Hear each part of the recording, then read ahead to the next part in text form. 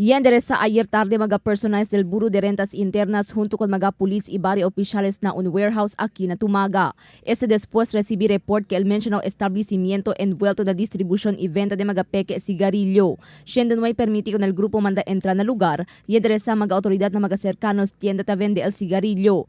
Según con el director regional del BIR Jose Eric Furia, por medio de un device descubrí el BIR que peke el mga sigarilyo y peke también di este stamp. Yung isang establishment engaged in selling and distributing cigarettes dito sa Zamboanga City. And bini-verify natin yung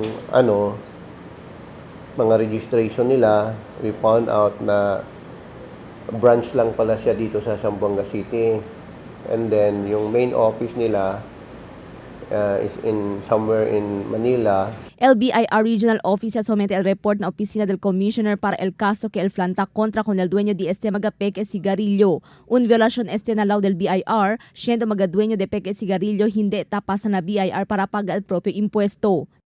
The payment of excise tax. Kasi malaki kasing malaking kawalan ng buhis dahil hindi sa pagbabayad ng excise tax because they are using fake strip stamps.